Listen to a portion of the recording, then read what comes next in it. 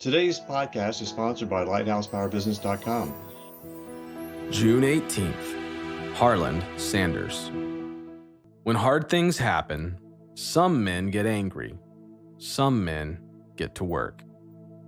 The story starts back in the day, way before Kentucky Fried Chicken, when Colonel Sanders owned a gas station, and being type A all the way, he painted a zillion ads on billboards throughout the area. Of course, competitors took exception to Sanders' campaign, and one named Matt Stewart got himself a ladder and started painting out the signs. It was a tight community, and when Sanders heard what Matt was doing, he grabbed a couple Shell Oil executives and raced over to stop him.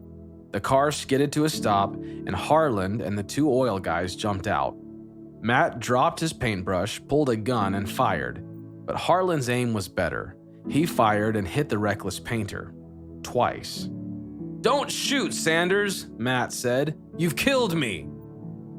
Turns out, Matt lived, and Harland was charged with attempted murder, but those charges were dropped. After that harrowing incident, Harland changed, but not enough.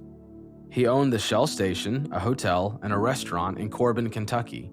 He tried many different things, including correspondence school lawyering, and worked hard a lot of years. The businesses in Corbin did well. Then, through no fault of his, reality barged in and ruined Harland's retirement. The interstate diverted traffic 7 miles away from his businesses, a death sentence for a business like his.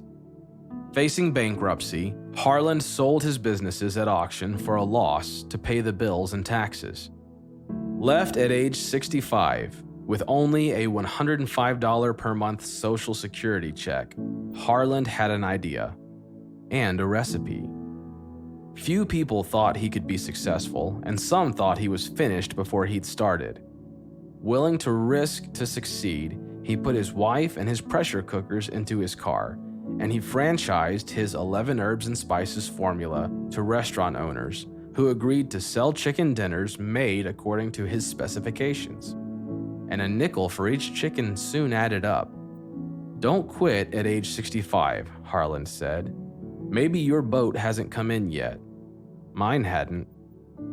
He decided he could do one of two things: feed the poor and get rich, or feed the rich and get poor.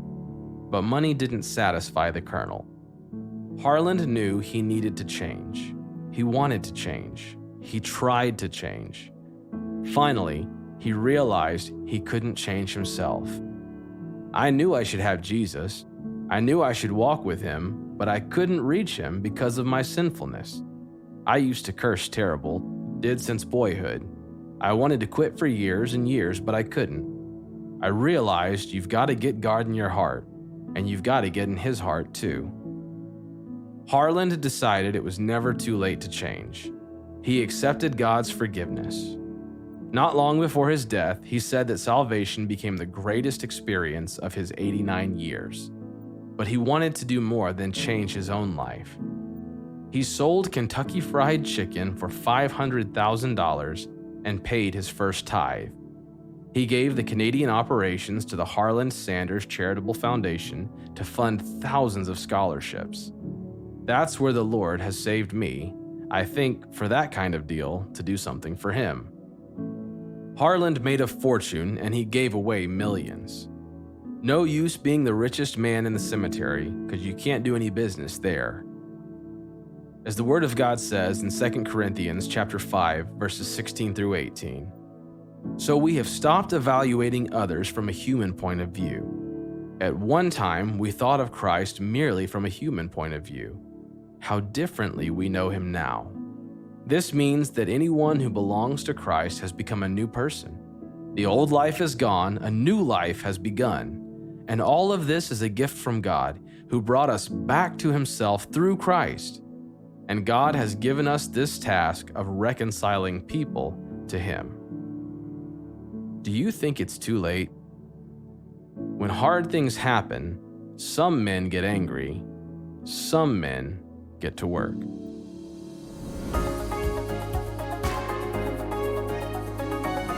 Well, good day, 365 Christian men. It is June 18th, and my name is Russell Jensen. And we just heard the story of the great Colonel Sanders. Wow. Mr. Sanders has certainly visited many of our kitchens, I'm sure, growing up and even today.